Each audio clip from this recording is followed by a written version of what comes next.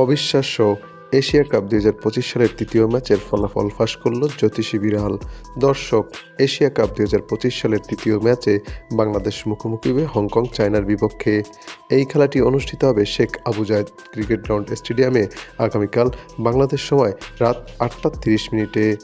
এই খেলার ফলাফল খেলা শেষেই জানা যাবে, কিন্তু খেলা শুরু হওয়ার একদিন আগেই ফলাফল ফাঁস করেছে জ্যোতিষী বিড়াল।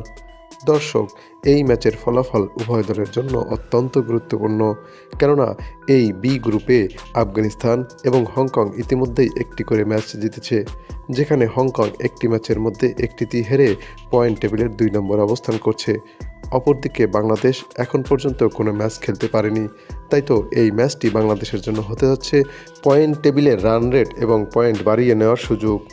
দর্শক, শক্তি এবং সামর্থ্যের দিক বিবেচনা করলে বাংলাদেশ দল হংকংয়ের চেয়ে অনেকটাই এগিয়ে থাকবে, কেননা এই দুই দলের সর্বশেষ আইসিসি টি-20 র্যাঙ্কিং হিসাবে বাংলাদেশ বর্তমানে ১০ নম্বরে এবং হংকং চায়না রয়েছে ২৪ নম্বরে। তাই তো এই ম্যাচটি হংকং চায়নার জন্য হতে যাচ্ছে কঠিন পরীক্ষা।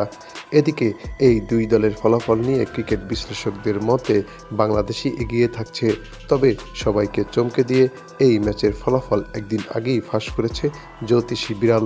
বিড়ালটির সামনে দুই দলের পতাকা সম্বলিত খাবার রাখা হলে বিড়ালটি বাংলাদেশের পতাকা সম্বলিত খাবারটি খেয়ে নেয়।